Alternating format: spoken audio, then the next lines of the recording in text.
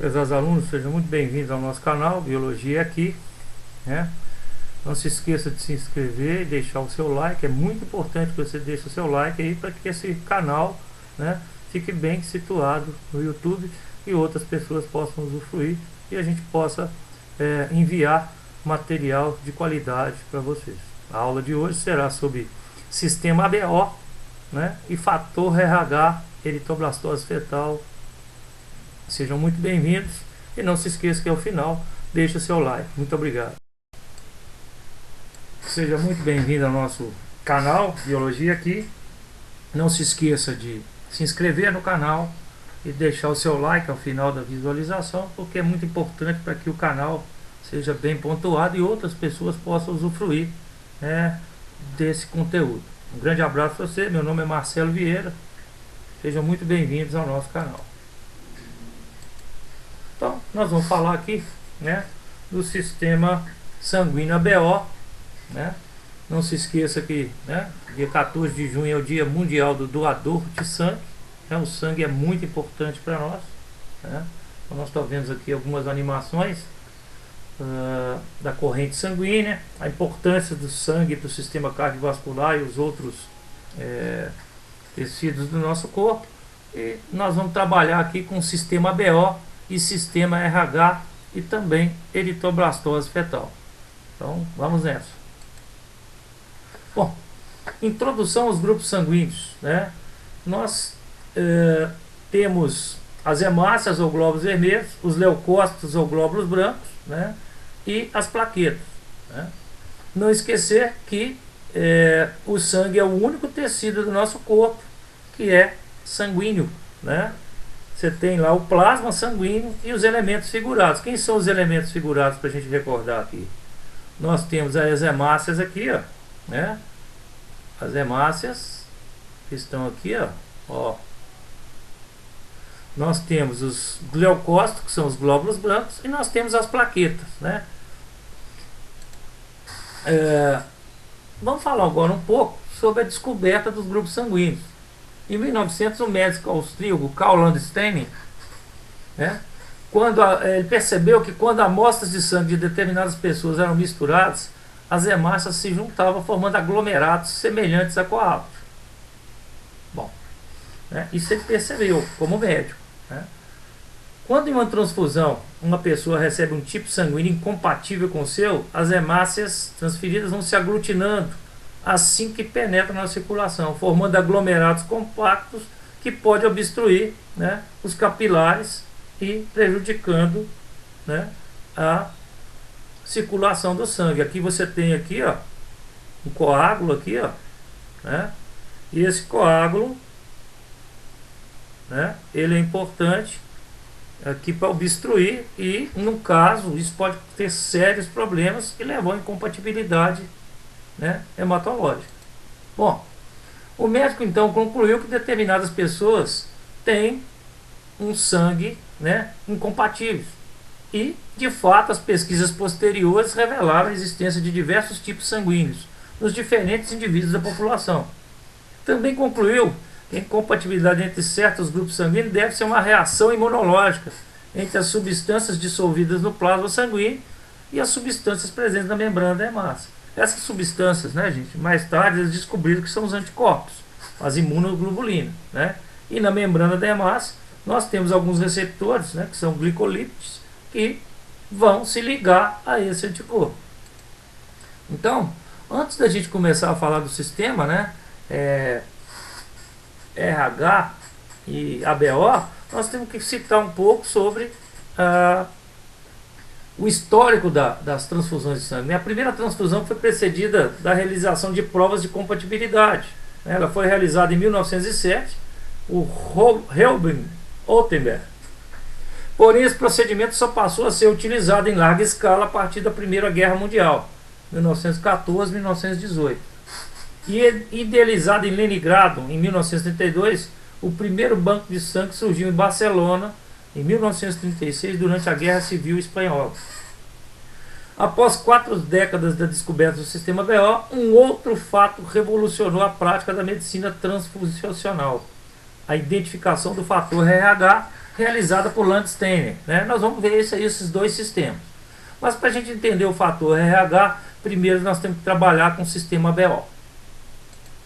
Bom, cada ser vivo possui um grupo de proteínas diferente de qualquer outro ser vivo, né? Lembrando que toda proteína, né, que existe no nosso corpo, ela é produzida a partir das informações do DNA, né, naquele procedimento que a gente chama de síntese de proteínas ou síntese proteica, que tem uma aula aí no canal, né, que pode auxiliar você a recordar esse conteúdo. Então o que a gente tem? A gente tem que cada ser vivo possui um grupo de proteínas diferente de outro ser, assim quando uma bactéria, um organismo estranho penetra no nosso corpo, né, suas proteínas serão consideradas estranhas, né, antígenos, corpos estranhos. Inicia-se a produção de proteínas, né, chamada anticorpo para neutralizar. Então aqui, ó, nesse esquema aqui, você tem o antígeno. Note que cada antígeno aqui, ó, né, ele é compatível com essa parte do anticorpo. Então, consequentemente, pessoal, antígeno e anticorpo, para cada antígeno você vai ter que ter o que? Um anticorpo, né? Então não se esqueça disso. Aqui você tem uma representação esquemática, né, do anticorpo. E aqui você tem, né, como seria uma visão 3D, né, de um anticorpo, né, visto ao microscópio eletrônico aí, né? Então não se esqueça disso. Que os anticorpos são também chamados de imunoglobulina e são proteínas que se formam em presença de antígenos. O que são antígenos? Qualquer substância que, quando introduzida no sistema biológico, induz a produção de anticorpos. Vamos entender então, né, como se dá, né, essa relação de antígeno e anticorpos. Os anticorpos são específicos. O que significa isso? Significa que cada anticorpo é voltado para um tipo de antígeno, né? Para cada de antígeno é produzido um tipo, né, de anticorpo com forma complementar. Então aqui, ó, note que você tem um antígeno aqui, ó, que tem esse formato arredondado, que é compatível com esse anticorpo. E a mesma coisa aqui. Então, note que para cada agente invasor que tiver no nosso corpo, nós vamos ter o quê? Um anticorpo formado para atacar esse agente invasor. E no sistema sanguíneo não é diferente. Note que aqui você tem um glóbulo vermelho aqui, ó, né? O glóbulo vermelho está aqui embaixo, né? A ele aqui, ó. E na sua membrana tem o que a gente chama de, né, antígeno, que são os glicolípides, né, que só estão na membrana de alguns glóbulos vermelhos. E o anticorpo está aqui, ó. Esse anticorpo ele vai se ligar na superfície disso aí. É dessa forma que ocorre, né, a sensibilização de um indivíduo. Então, o antígeno é uma substância que induz a formação de anticorpos por ser reconhecida pelo sistema imune como uma ameaça. Então, aqui nós temos um outro esquema aqui, né? Você tem o mesmo esquema que eu falei com você aqui, ó. Aqui você tem o antígeno e aqui você tem o anticorpo que é compatível com ele. Então, em genética de grupos sanguíneos, você tem uma designação para antígeno e para anticorpo. Então, o que são antígenos? São substâncias estranhas ao organismo. Exemplo, micro-organismo, veneno de alguns animais, substâncias químicas. Qualquer substância que introduzida no um sistema biológico e gere a produção de anticorpo é chamada de antígeno, né? Nas hemácias recebe a denominação de aglutinogênio, pessoal. Então aqui, ó, aglutinogênio é o nome que a gente dá para o antígeno. Então é muito comum nas questões de prova, né, falar em aglutinogênio. Onde que isso se localiza? Na membrana, né, da hemácia, ó, na membrana da hemácia. A ele aqui, ó, o antígeno aqui, ó. Então nós não podemos esquecer disso. O antígeno está na membrana da hemácia, né, e consequentemente ele que vai servir de referência para o nosso sistema imunológico para ele ser ativado. Por outro lado, os anticorpos aqui, ó, né, os anticorpos, eles vão estar aqui, ó, na circulação sanguínea nossa. Aonde? no plasma, né? Não se esqueça disso. Então, ó, o que são os anticorpos? São proteínas de defesa do organismo, né? Elas reconhecem inativo e o antígeno correspondente, e os anticorpos presentes no sangue são denominados de aglutinina. Então não esqueça desses termos. Antígeno aglutinogênio, ele se encontra na membrana da hemácia, né? É um glicolípide, e os anticorpos são as aglutininas, né? Que estão livres no plasma. Bom, então agora aqui, né, nós vamos trabalhar, né, com o sistema BO. Em 1902, o Carl Landsteiner e seus colaboradores conseguiram classificar o sangue humano em 4 tipos, denominados sistema, né, do grupo A, B, AB e o O. Esses grupos foram relacionados à presença de certos antígenos nas membranas dos glóbulos vermelhos. Então, pessoal, queria que vocês olhassem aqui, né? Quem é do tipo A vai ter o aglutinogênio do tipo A aqui na membrana da hemácia. E ele, como ele é do tipo A, ele vai produzir anticorpos anti-B, né? Anti-B. Então, meus caros, né, nós temos que entender que quem é do grupo A vai produzir, né, aglutinina do tipo A. Por isso que ele é do tipo A. Mas ele vai produzir anti-B, porque se ele produzir o anti-A, ele morre. E a mesma coisa do tipo B. Olha lá, o tipo B tem o aglutinogênio do tipo B e vai produzir o anti-A. Então, consequentemente, né, está bem estabelecida essa relação. E quem é do AB? Quem é do AB, ele vai ter os 2 tipos de aglutinogênios na mesma, né, hemácia. E ele vai poder produzir algum tipo de aglutinina? Não, porque se ele produzir anti-A ou anti-B, eles têm os 2 receptores, ele acaba sendo destruído. Então quem é do tipo AB não produz nenhuma aglutinina. E o 4º tipo que eles verificaram, ausência, né, ausência de aglutinogênio, né? Então essa ausência de aglutinogênio vai permitir que quem seja do grupo O consiga produzir a aglutinina, que são os anticorpos, né, anti-A e anti-B. Olha lá, ó. Ok? Então tá aí. Lembrando que o receptor, ou seja, o aglutinogênio, ele se encontra na membrana das hemácias, enquanto que a aglutinina está livre no plasma. Por que isso? A hemácia é para identificar o grupo sanguíneo, né? E o anticorpo ele tem que estar circulando no nosso sangue. Por quê? Quando você produz milhões de anticorpos, eles têm que ser levados pela corrente sanguínea, porque aonde tiver esse corpo estranho, ele será atingido. Aqui você está vendo aqui uma reação de antígeno-anticorpos. Ó. Você tem um aglutinogênio aqui. Se a gente for comparar ali, é aglutinogênio B, né? E aqui você vai ter o anti-B, né? O anti-B. Então, quando ocorre essa reação de complexação, de destruição dos glóbulos vermelhos, a gente chama de aglutinação. E quando ocorre a destruição, a gente chama de hemólise, né? Lembrando que o termo hemólise pode ser usado também, né, para explicar, né, o excesso de água que entra na hemácia. Quando a gente for ter a aula de transportes através da membrana, nós vamos recordar isso aí.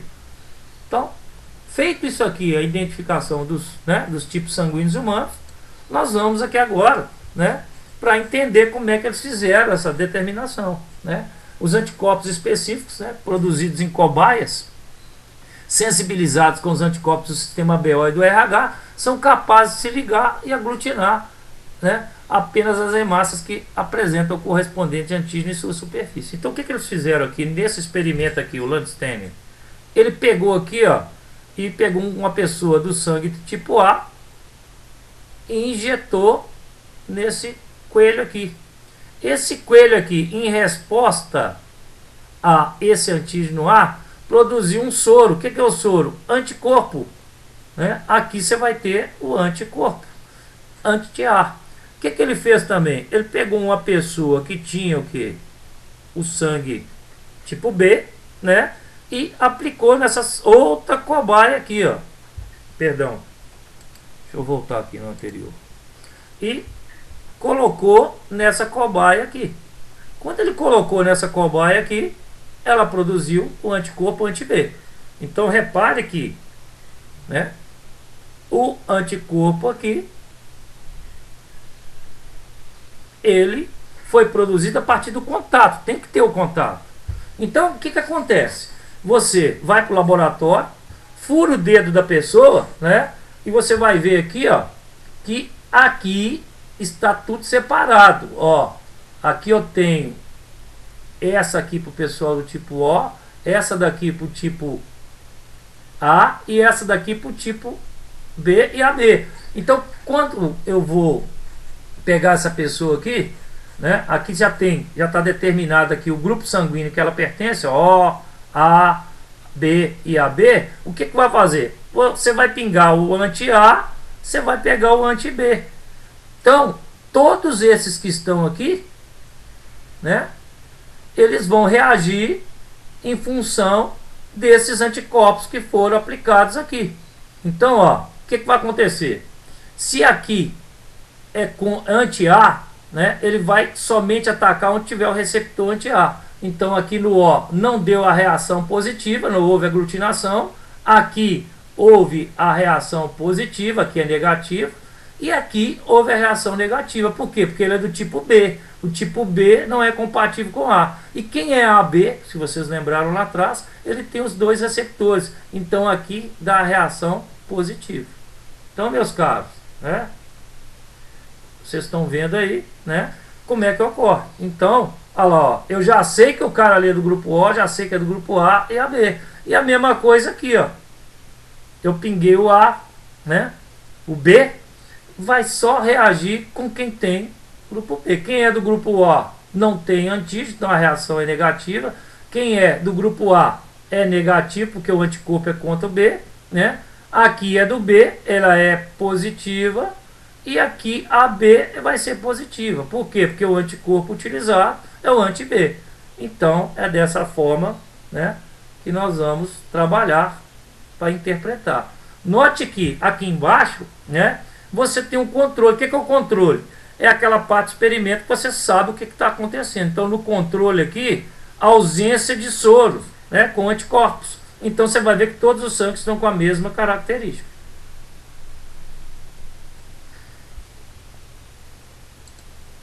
Aqui, nós temos uma determinação com três tipos de soro. O anti-D, que é o RH, o anti-B e o anti-A. Então, quando você produz isso e pinga no sangue da pessoa, aqui você pingou, né, no indivíduo 1, são duas pessoas diferentes. O que você tem aqui?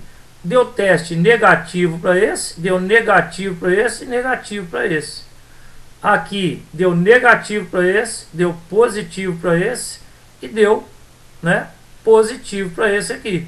Então, como esse aqui é anti-B, esse aqui é anti-A, olha lá, ó, esse cara que está aqui, o que ele é? Ele é do tipo O, deu negativo para todos aqui. Esse cara aqui, o que ele é? AB, do tipo AB. Então é muito simples da gente entender como é que funciona isso aqui. Antigamente, pessoal, a gente fazia isso nas escolas, né? Você comprava esses kits que estão aí, ó, né, de cores diferentes. Essas cores não tem nada a ver com anticorpo, porque é o laboratório que faz esse soro, que coloca uma tintura para diferenciar os tipos de soro, porque na hora lá do laboratório, para você saber como é que você está pingando. É claro, pessoal, que isso foi proibido, né? Foi proibido por quê? Porque no nosso país, né, é muito difícil as coisas, né?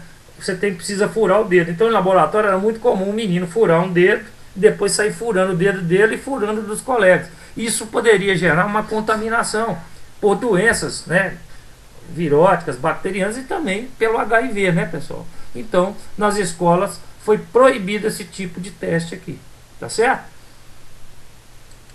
Bom, diferença de aglutinação e hematoaglutinação. Nos testes de determinação de tipos sanguíneos em lâminas de vidro em laboratórios, observa-se o quê? Né? Você observa que quando ocorre isso aqui num tubo de ensaio, ó, volta aqui, olha aqui, ó, o teste positivo, isso foi feito num tubo de ensaio, isso daqui a gente chama de quê? Aglutinação. Aqui está escrito, ó, aglutinação. Então, toma cuidado com isso. Ó. Eu tiro a amostra de sangue, eu coloco ali no tubo. Quando ocorre a ligação do anticorpo com, né, com a membrana da hemácia, eu chamo de aglutinação. Né? Agora, né, no sangue do feto ocorre hemoaglutinação, ou seja, você tem aqui, né, a célula de memória, que é o linfócito B, né, o plasmócito libera aí IgG, anti-RH, ele passa pela membrana ali, pela placenta, né, e aí ocorre o que a gente chama de hemólise, a destruição das hemácias aí. Então, no sangue do feto ocorre a hematoaglutinação e no tubo de ensaio a aglutinação. Bom, aqui novamente nós estamos vendo aqui como é que se forma, né, a aglutinação, que precisa do anticorpo aqui, ó, para se ligar à superfície da hemácia. Aqui você tem o teste positivo aqui em cima e o negativo embaixo, indicando em cima aqui que houve a ligação do anticorpo ali, né? A gente não sabe qual tipo de antígeno está ali, nem o anticorpo, porque aquilo é só uma imagem ilustrativa, né? A gente não pode esquecer, pessoal, que o coágulo que se forma no nosso corpo, esse coágulo ele é importante para impedir que os tecidos lesados sejam invadidos por micro-organismos. Né? O coágulo é diferente da, né, aglutinação. Por quê? A aglutinação requer a participação do anticorpo e o coágulo não. Aqui só requer, né, a plaqueta para que ocorra a coagulação. Então, cuidado com isso. Hemoaglutinação é alguma coisa e aglutinação é uma coisa e formação de coágulo é outra. Eles se formam, né, por estímulos diferentes. Enquanto o coágulo não tem participação de anticorpos, na aglutinação nós temos. Lembrando que o coágulo, né, é para proteger os tecidos, a integridade dos tecidos, para que o nosso corpo não seja invadido por micro-organismos e a gente tenha uma infecção generalizada. Bom, coagulação sanguínea aí, né? Coagulação sanguínea, pessoal, eu já falei com vocês, ó. O coágulo é perigoso para o sistema cardiovascular porque ele pode se desprender e formar um coágulo que sai viajando e ele pode dar o que a gente chama de embolia, né? Essa embolia é perigosa para o pulmão e ela também pode provocar, né, o ataque cardíaco. O que é o ataque cardíaco? Né? O ataque cardíaco, pessoal, ele é, né, um entupimento das coronárias. O que são as coronárias? As coronárias são esses vasos aqui, ó, que irrigam o coração por fora, né? Porque do lado de dentro, né, não precisa irrigar, mas do lado de fora a musculatura precisa receber. Então, quando ocorre um coágulo ali, tá vendo que ele está escuro aqui, ó? Essa região escura aqui está mostrando no desenho que houve uma isquemia. O que é isquemia? Falta de irrigação, né, dos tecidos. Então, esse tecido não vai receber nem nutrientes e nem, né, como é que eu vou falar? Nem oxigênio. Então aquele tecido morre. Isso aí, se for uma grande área do coração, é o que a gente fala infarto agudo do miocárdio, né? Você tem aqui novamente mostrando aqui um coágulo. Esse coágulo é para defesa do organismo, né? Para impedir que o nosso corpo seja contaminado, né? Lembrando que as plaquetas aqui, ou trombócitos, né, elas é que vão se aglutinar. E lembrando que plaqueta, pessoal, não é, né, não é célula. Ela surge de uma célula chamada megacariócito. E aqui estão os fatores de coagulação, né? São aproximadamente 13 fatores, né? Algumas pessoas têm uma doença genética aí que falta o fator 8, né? E esse fator 8 é que pode impedir a produção da cascata de coagulação. Não vai se formar essa fibrina aqui, que é uma rede de filamentos de proteínas que agrega as plaquetas, formando aqui o coágulo, impedindo que esse tecido seja contaminado. E aqui, gente, pode ocorrer um acidente, né, encefálico aqui, que antigamente era chamado de acidente vascular cerebral. Ele pode se ocorrer aqui por uma obstrução, por uma placa de gordura, por arteriosclerose, ou então por um coágulo sanguíneo, né? Daí então o perigo que a gente tem com relação a cuidar da saúde. Bom, pessoal, Agora que nós já falamos do grupo sanguíneo, já falamos da importância desse, né, sistema para o nosso corpo, nós vamos falar aqui agora da genética dos grupos sanguíneos, né? O sistema ABO, né? O sistema ABO aqui, ele é um exemplo de polialelia. O que é polialelia? Né? Você tem, né, um par de cromossomo homólogo e você tem duas posições, mas eu tenho 3 genes, né, para essas duas posições. Então por isso é que a gente tem o que? Esse sistema BO é um quadro de polialelia. Então quem tem, né, o grupo IA aqui, ele determina a produção do antígeno A. Quem tem IB determina a produção do IB, né, do antígeno B. E que tem o I, né, não condiciona a nenhum antígeno. Agora, como isso aqui, você tem 3 alelos para 2 posições nos cromossomos homólogos, eu vou ter uma relação aqui envolvendo entre o A e o B, eu tenho uma relação de igualdade. Nem o A domina o B, nem o B domina o A. Então, quando os dois se encontram juntos, eu vou ter o grupo, o grupo sanguíneo do sangue AB, né? Agora, esses dois aqui estabelecem uma relação de dominância com o I, né? O Izinho aqui, quando tiver com B, vai ser do grupo B, e o Izinho, quando tiver com A, vai ser do grupo A. O Izinho, para ser o Izinho, somente quando ele tiver em homozigose, né? Então aqui agora, gente, nós vamos falar aqui agora, né, com relação à genética mendeliana, né, a genética clássica. Então o que eu tenho aqui? Eu tenho aqui, né, um par de cromossomos homólogos. O que são cromossomos homólogos? Se for uma questão de múltipla escolha, você pode falar com grosso modo que é aquele cromossomo que é do mesmo tamanho. Se for numa prova mais refinada, numa prova mais assim, um vestibular mais elaborado, você vai ver que o cromossomo homólogo é aquele que tem a mesma sequência de loci gênicos, que é a posição que o alelo ocupa no cromossomo, mesma posição do centrômero e mesma sequência de loci gênicos. Então o que você tem? O gene azão, ele pode se encontrar aqui, ó, azão, e o gene azinho aqui, né? E aí, isso é que a gente chama de locigênicos. Lembrando que locigênicos é plural, tá? Enquanto que um só a gente chama de locos gênicos. E como é que você tem esses alelos se distribuindo em cromossomos homólogos? Eu posso ter o cara que, quando tem os dois genes no locigênicos lá iguais, eles são o que? Homozigoto dominante. Eu tenho um indivíduo que é heterozigoto quando ele tem o que? Os dois alelos diferentes. Ele é chamado de heterozigoto ou indivíduo híbrido, enquanto que o homozigoto dominante é indivíduo puro. E eu tenho o cara que é azinho, que é um homozigoto recessivo, que também é um indivíduo puro. Isso aqui a gente aprende na genética mendeliana. Nós temos uma aula aí no canal sobre conceitos básicos de genética, né, onde você pode recordar isso aí. Então aqui nós temos a genética clássica. Só que agora, pessoal, nós vamos ter que trabalhar a genética com a polialelia, ou alelos múltiplos.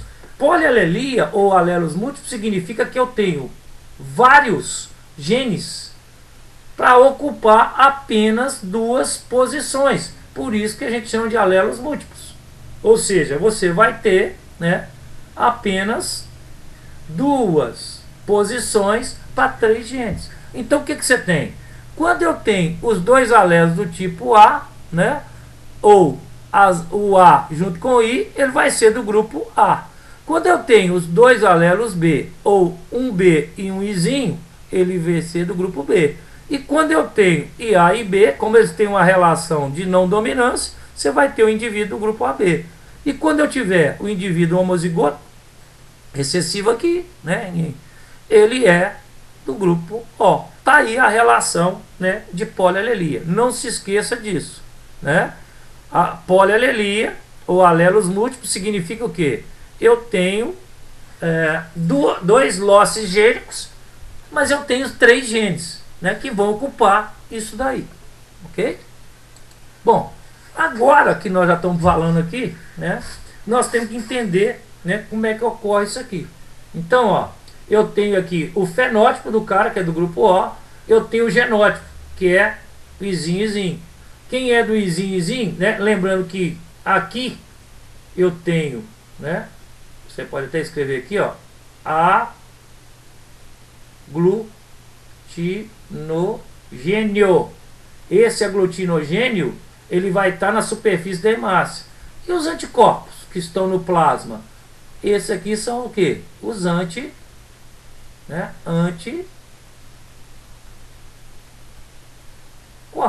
eles vão estar onde? No plasma sanguíneo. Nós já havíamos falado sobre isso aqui, né, pessoal?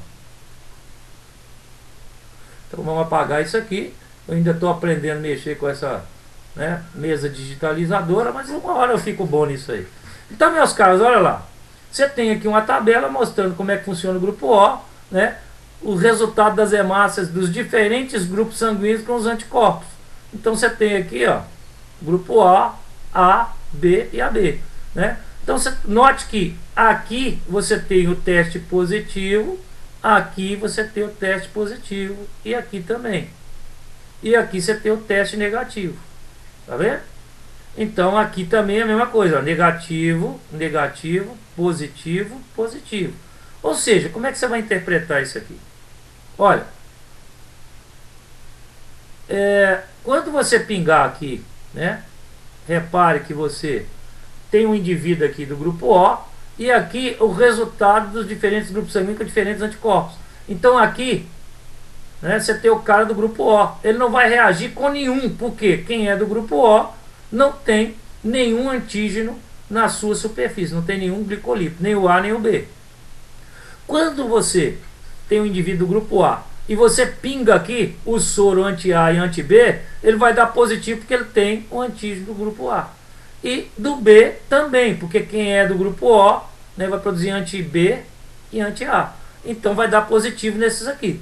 Então fica fácil de você analisar cada resultado desse aqui, né? Aqui, ó, quem é do grupo AB, ele não produz anticorpo nenhum. Quando você pinga nos outros grupos, não dá reação nenhuma. Por quê? Porque ele não produz anticorpos. Porque se ele produzir, ele tem os dois antígenos, ele morre. Aqui, meu pessoal, você tem, né, a relação de transfusão entre os indivíduos, né? Então, por exemplo, aqui, né, aqui em Belo Horizonte, pessoal, na região de Minas Gerais, se você quiser, você coloca o time de futebol que você quiser, né? Mas, por exemplo, aqui em Belo Horizonte, nós temos o Atlético, né, que a gente chama de Galo aqui, né? É o Galo. Aqui você tem o Vila Nova, né? Vila Nova. Aqui você tem o América, que é um time que está na primeira divisão, e você tem o Cruzeiro, né? Então, um time de futebol você já foi no campo, você já viu, né? O atleticano, ele se dá bem com o Vila Nova, né? Que o Vila Nova é da região metropolitana, é um time pequenininho, e todo mundo que não torce para time nenhum aqui vai torcer pro Vila, né? E o Vila também aceita todo mundo torcer para ele. Então o atleticano se dá bem com o Vila Novense, não se dá bem com o americano, muito menos com o cruzeirense. Já o americano, ele se dá bem com o Vila, que eu falei com vocês que o Vila aceita de qualquer um, né? E não se dá bem nem com o atleticano nem com o cruzeirense. Sobrou quem? O cruzeirense, gente. É aquele que dá para todo mundo, é o que é mais fácil. Dá para o atleticano, dá para o cruzeirense, dá para o Vila Nova e consegue uma coisa incrível, dá para ele mesmo. Então, você pode colocar aí, né, essa brincadeirinha aí com o time de futebol, né, com os times da sua região, do seu estado aí. Agora, o que você tem aqui, né? O tipo O, ele não tem nem anti-A nem anti-B. Então ele é o doador, o quê? Doador universal. Enquanto que o AB aqui é o receptor universal. Ele recebe de todos os grupos. Então, meus caros, tá aí a relação de doador com relação ao sistema ABO. Ok? Vamos apagar isso aqui e vamos para frente. Bom, agora que nós já entendemos a genética do sistema BO, isso daqui costuma cair em prova. O falso O ou efeito Bombaim, né? Por que a gente chama de falso O? ou efeito Bombaim, né? Esse caso ele foi descoberto lá na Índia, né, em Bombaim, mas hoje chama Mumbai, né? Tanto faz, mas, ou seja, ele foi identificado a primeira vez em 1952 na cidade de Bombaim, né, na Índia, e ganhou projeção mundial, principalmente devido à dificuldade de obtenção de sangue compatível. A maior incidência do fenótipo acontece em áreas rurais do sul e oeste indiano. É um caso para cada 4.000 e um caso para 13.000, né? Isso, se você pensar numa população da Índia que tem mais de 1 bilhão e 600 milhões de habitantes, é uma quantidade muito grande de pessoas com esse fenótipo.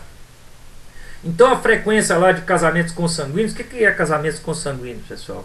Casamentos consanguíneos são aqueles entre parentes, né? Então a chance de ocorrência desse fenótipo é muito alta lá, porque os casamentos lá são arranjados entre parentes. Uma em cada 250 mil pessoas possui um fenômeno, né, um fenótipo extremamente raro de sangue, o falso O. Essa condição, também conhecida como Bombaim ou efeito Bombaim, né, em homenagem ao local onde foi descrito pela primeira vez, faz com que as hemácias de um indivíduo sejam desprovidos de antígeno A, B e H normais. Nós vamos ver aqui agora. Então, pessoal, olha aqui para vocês verem. Aqui você tem, né, igualzinho nós falamos lá atrás. Você tem os losses gênicos, que é o local onde os genes alelos estão, né? Esses cromossomos que têm a mesma sequência de losses gênicos e mesma posição do centrômero são chamados de cromossomos homólogos. Aí você tem o alelo, né? O alelo H, ele é importante porque é esse alelo Hzão aqui, ó, dominante, é que vai ser importante para sintetizar os antígenos A e B do sistema, né, ABO. Porém, você tem, né, esse alelo aqui, Hzinho, ele não sintetiza o que? Os antígenos. Então, quem é Hzinho, apesar dele ter o gene para a produção do IA e do IB, ele não vai produzir, né, os antígenos. E, consequentemente, é um perigo isso, porque apesar dele não produzir os antígenos, né, ele vai produzir os anticorpos. E isso provocava muita, o quê? Complicações hematológicas lá na Índia. Então, olha aqui. Quando o cara tem pelo menos um Hzão, não importa se aqui é Hzão ou Hzinho, né, ele vai formar os indivíduos dos grupos sanguíneos A, AB, B e O. Então aqui todo mundo que tiver o gene, né, para formar esses antígenos, ele vai formar os grupos, porque vai ter os antígenos na superfície. Lembrando que o O tem ausência. Não é isso, pessoal?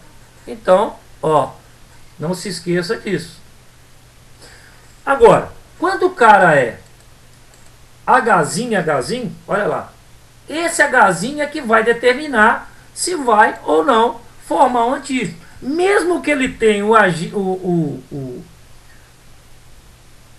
alelo aqui para formar o grupo A, para formar o grupo B, o AB, todos aqui, sem exceção, não vão formar nenhum antígeno.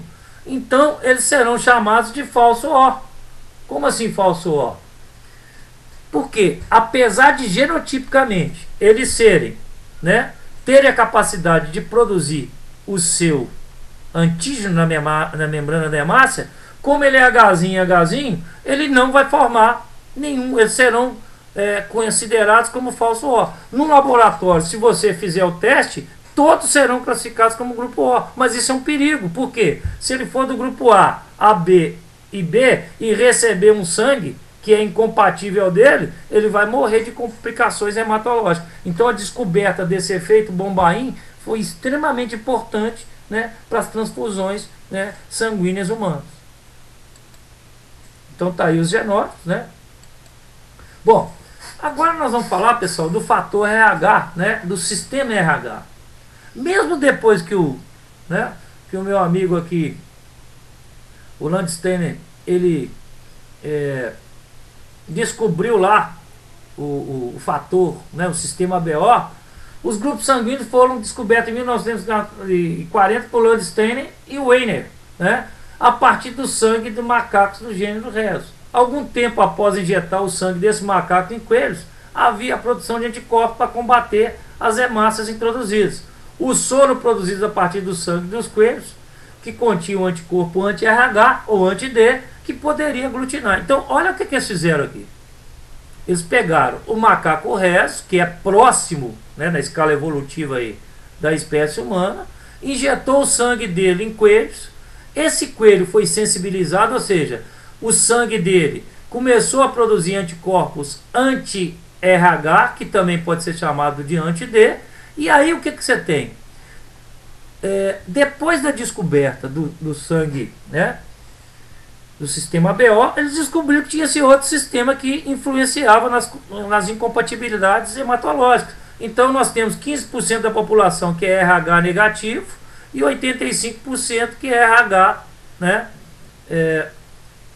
positivo. Então o que você tem? Quando você vai fazer o teste, olha lá, a mesma coisa, você tem um anticorpo que vai se ligar num receptor, esse receptor do sistema RH, ele é diferente do ABO, então ele vai produzir anticorpos diferentes. Aqui você tem a reação negativa e aqui você tem a reação positiva, ou seja, quem é RH negativo não vai ter o antígeno na membrana da hemácia e quem é RH positivo vai ter o antígeno na membrana da hemácia.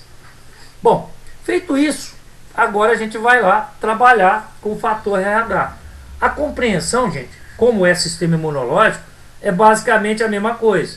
Quem é do fator RH negativo, ele não tem antígenos na sua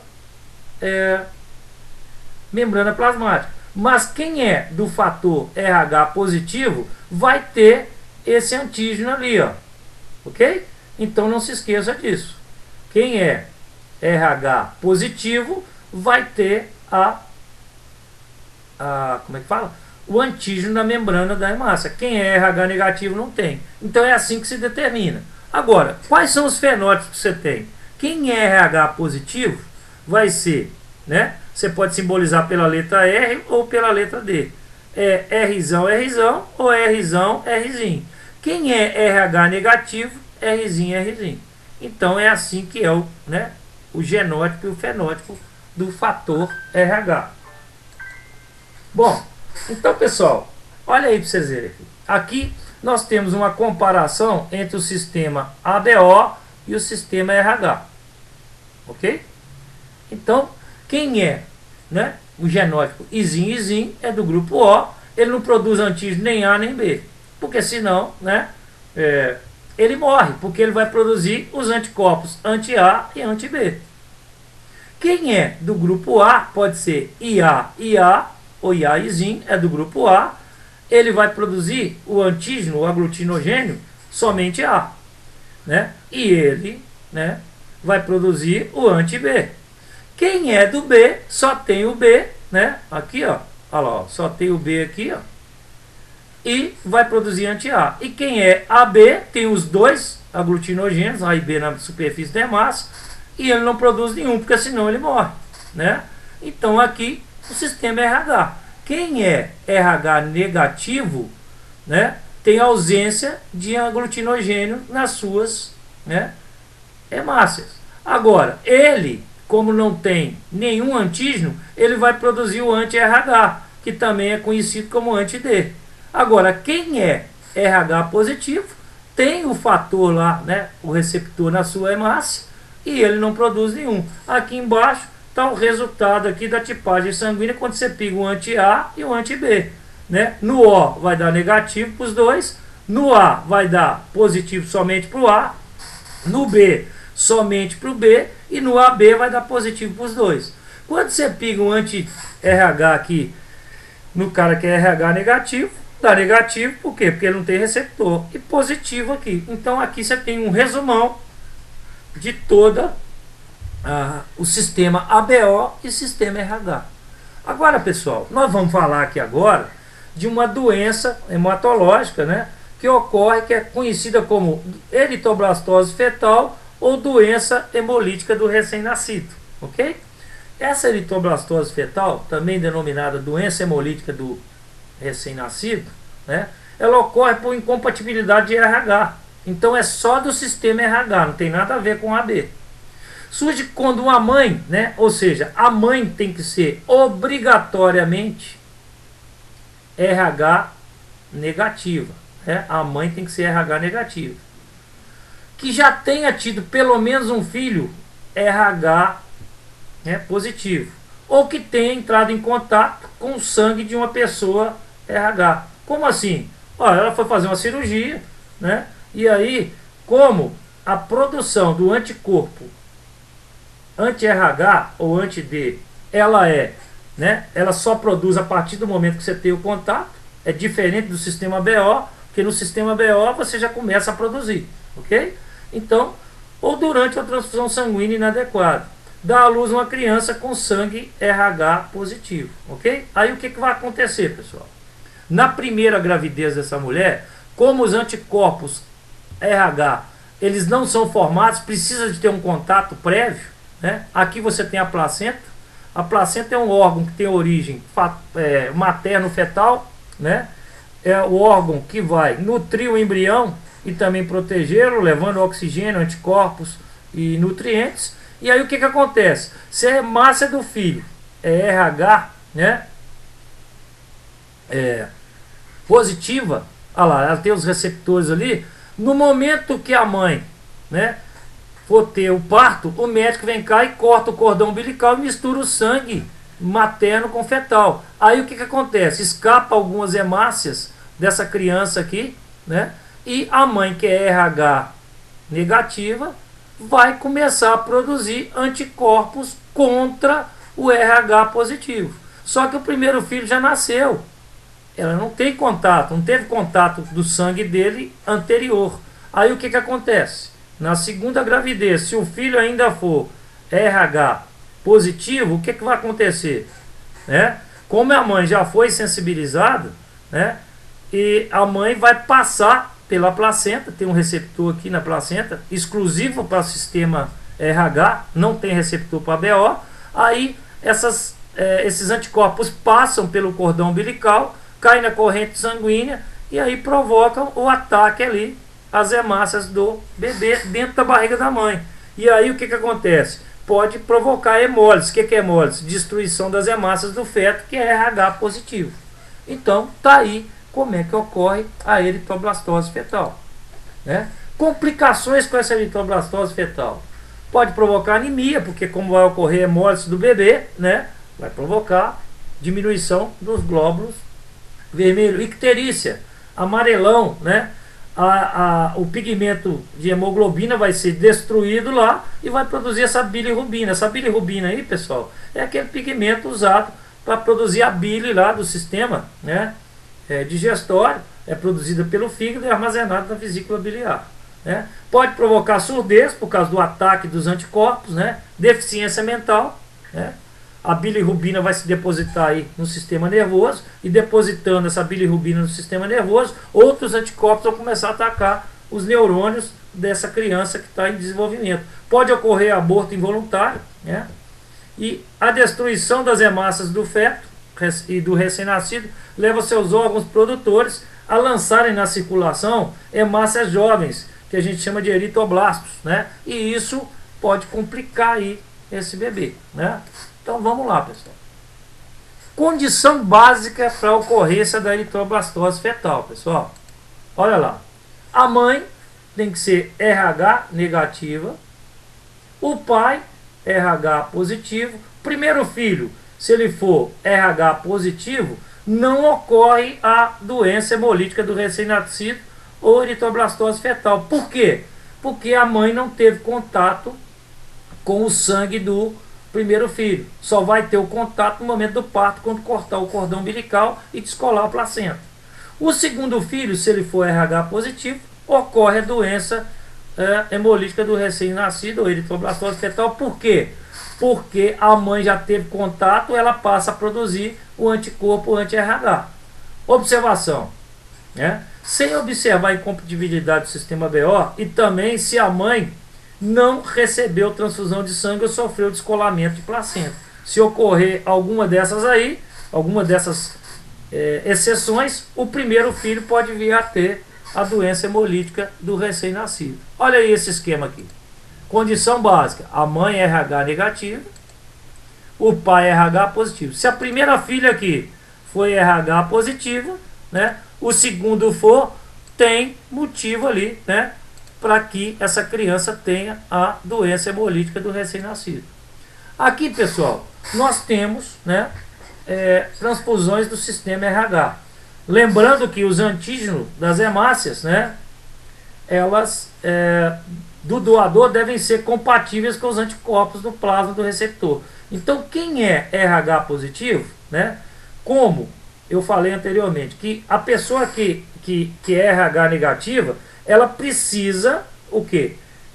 Ter contato com o sangue, né? Então, quem é RH negativo pode doar o sangue aqui para o RH positivo, e o RH positivo pode doar também. Agora, o RH negativo só pode receber dele.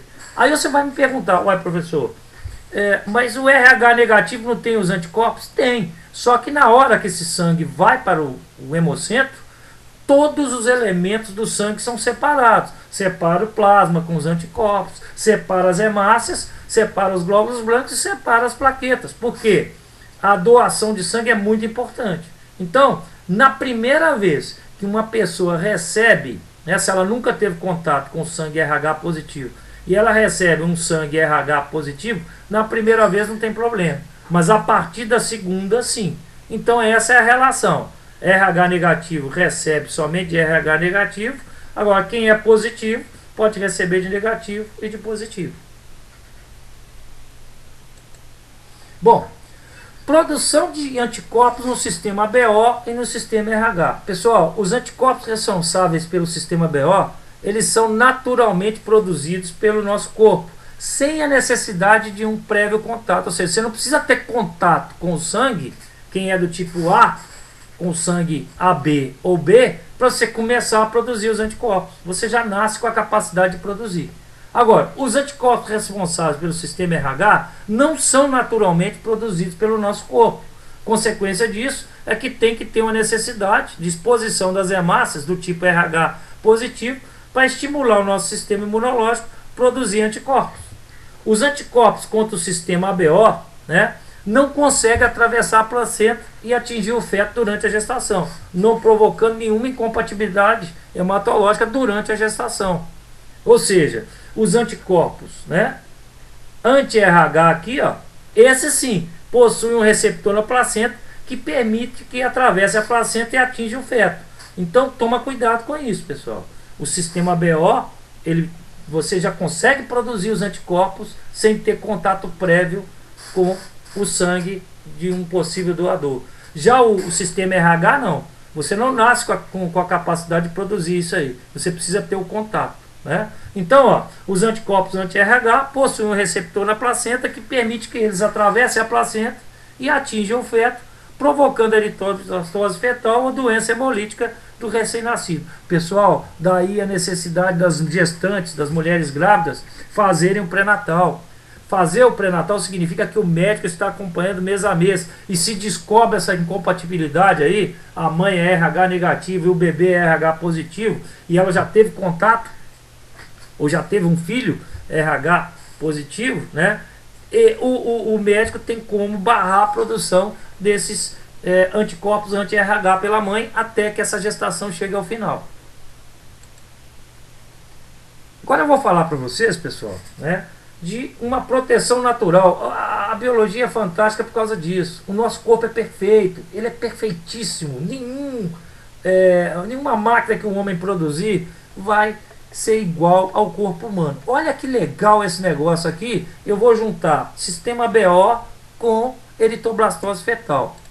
Olha, existem situações nas quais uma incompatibilidade do sistema BO pode impedir que o sistema imunológico para o sistema RH possa ser sensibilizado e não produza os anticorpos anti-RH ou anti-D. Então, olha lá. Suponhamos que essa mãe aqui, ela seja do grupo A, RH negativo. E que esse pai aí pode ser do grupo B, RH positivo, ou do AB, RH positivo. Aí o que vai acontecer? A primeira filha é do grupo B, RH negativo, né? Então o que vai acontecer? era de se esperar que quando essa mãe deu à luz essa menina aqui, que ela fosse sensibilizada, porque ela ia ter contato com o RH positivo. Mas nós não podemos esquecer que quem é do grupo A vai produzir anticorpo, né? Anticorpo anti-B. Então esse anti-B vai vir aqui, ó, e vai destruir essa hemácia, né? Destruir antes mesmo que ela provoque a sensibilidade daquela mãe. Ou seja, consequentemente, isso é uma proteção natural. Isso é fantástico, pessoal. Isso aqui eu dei apenas como exemplo para vocês. Olha lá. Mesmo que o segundo ali seja RH positivo, ele não vai ter a doença hemolítica do recém-nascido. Olha lá. Apesar da primeira filha ser RH positivo, sua mãe não será sensibilizada, pois as hemácias contendo antígeno, né, B serão destruídas pelos anticorpos anti-B produzidos pela própria mãe e não haverá possibilidade de ocorrer a doença hemolítica do recém-nascido. Então, toma cuidado que esse tipo de questão aqui é cara de Enem, porque as pessoas decoram a situação e não entendem. Então, entenda primeiro. Então, se a mãe é do grupo A, o pai é do B ou do AB, ela vai produzir o que? O anti-B. Quando a hemácia dessa menina entrar na corrente sanguínea da mãe, né, os anticorpos anti-B vão destruí-las, as hemácias, antes mesmo dela ser sensibilizada pelo sistema RH. Né? Espero que vocês tenham entendido isso aí. Bom, prevenção vacinal contra a eritrobastose fetal. Trata-se, pessoal, de uma soroterapia na qual os anticorpos anti-RH produzidos em cobaias são injetados na corrente sanguínea da mãe RH negativo, logo após o nascimento do filho RH positivo.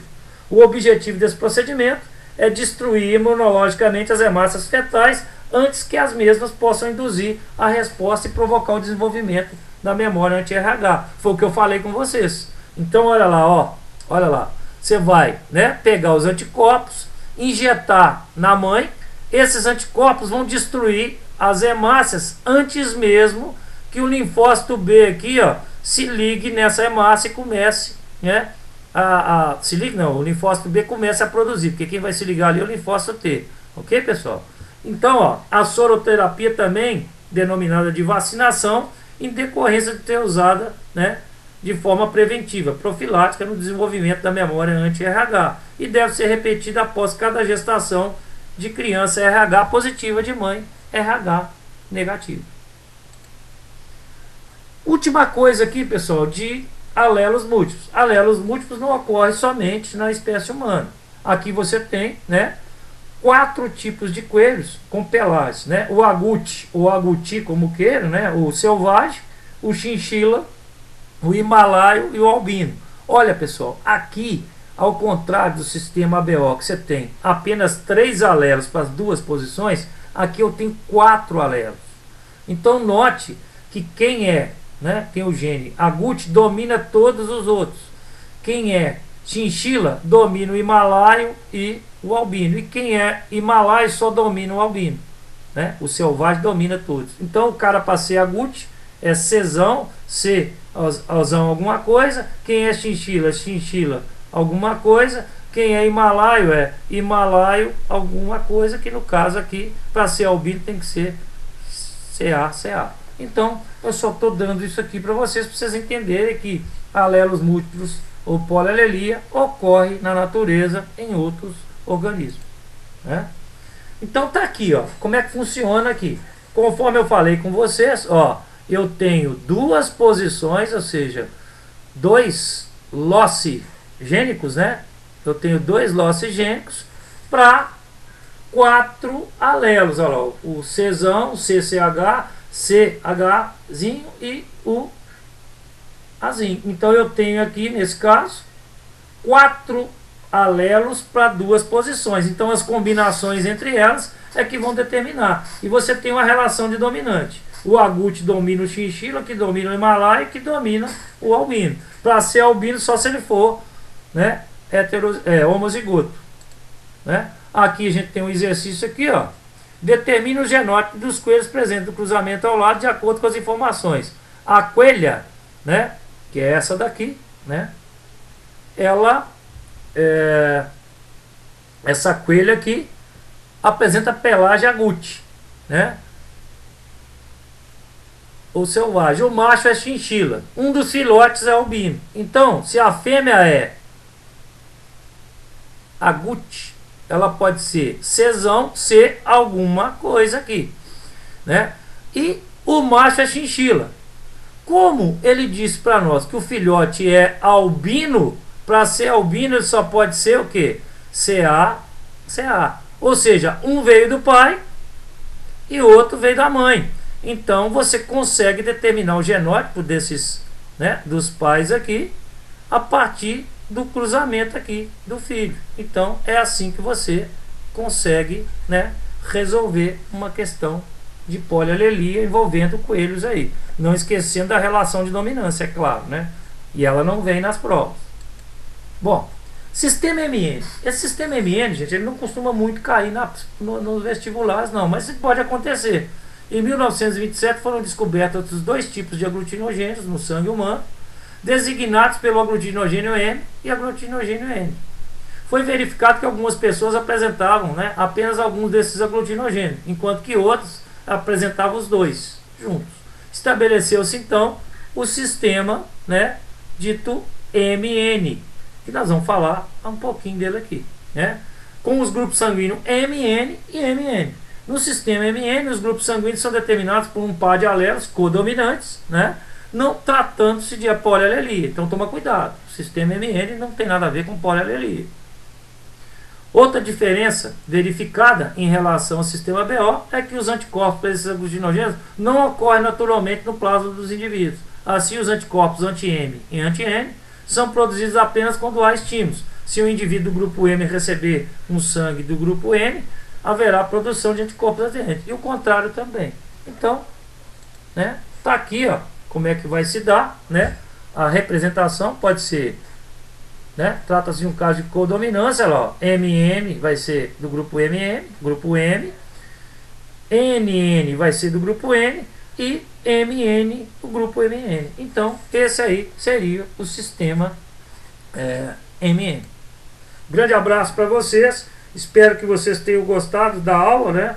E não se esqueça de deixar o seu like, se inscrever no canal e indique, por favor, pessoal, esse canal para seus amigos, seus conhecidos, para que outras pessoas possam usufruir do conteúdo e esse canal possa vir a crescer cada vez mais. Um grande abraço, meu nome é Marcelo, até a próxima aula.